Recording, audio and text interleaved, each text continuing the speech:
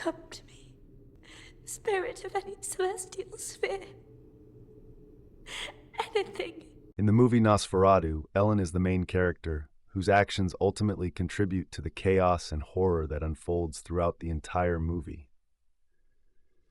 Whether intentional or not, Ellen's desire for companionship and her plea to ease her loneliness results in the resurrection of a creature that brings ruin to Wisburg, her own marriage, and the lives of those around her.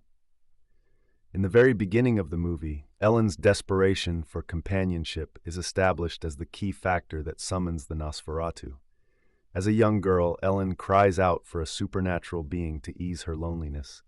She pleads into the void for a figure who might fill the emptiness she feels, unknowingly calling forth the Nosferatu from his slumber.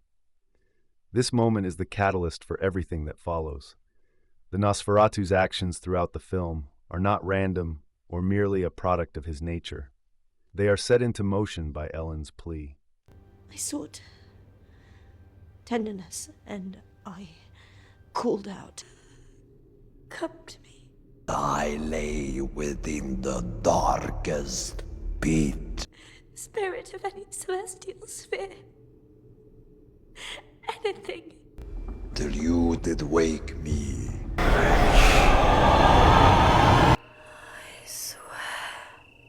Stirred me from my grave. He has come back. He has discovered our marriage and has come back. If she had not invoked him, the Nosferatu would have remained dormant, far from the mortal world, and the events that follow, ranging from the deaths in the town to the plague, would not have occurred.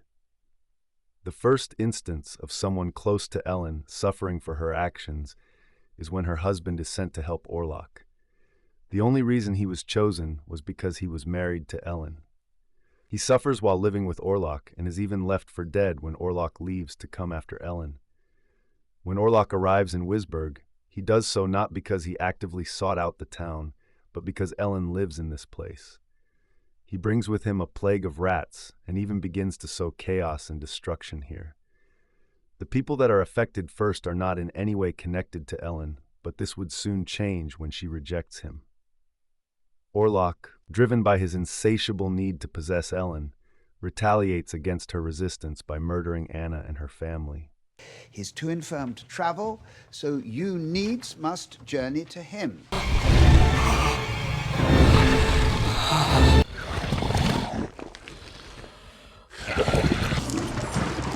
My God. Plague. It's a plague ship.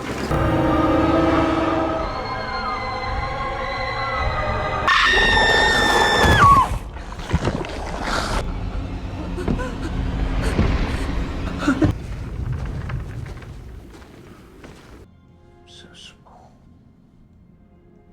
We are too late.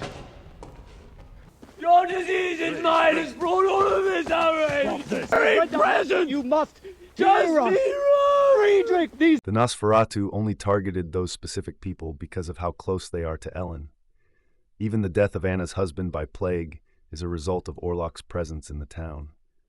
Ellen's eventual sacrifice, where she lures the Nosferatu to his death by allowing him to feed on her until sunrise, does not absolve her of responsibility for the devastation she has caused. Her death, while ending the Nosferatu's reign of terror, is a tragic consequence of her earlier actions.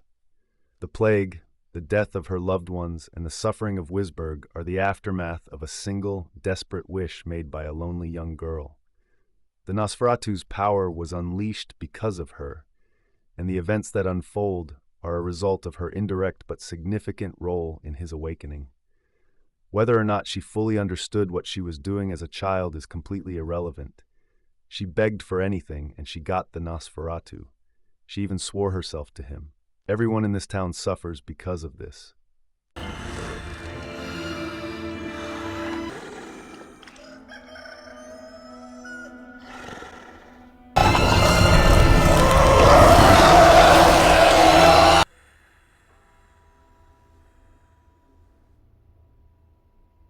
Her willing sacrifice thus broke the curse and freed them from the plague. Come to me, spirit of any celestial sphere. Anything. Had Ellen not made her initial plea, the Nosferatu would have remained a dormant creature, and none of the deaths, including those of Anna and her children, would have occurred. Ellen's actions, driven by a deep loneliness and a desire for connection, unknowingly set the stage for the Nosferatu's violent reign. Although she does not act out of malice or evil intent, it is her loneliness and her plea for a supernatural presence that brings about the destruction she and others suffer. Ignorance is not an excuse. Anything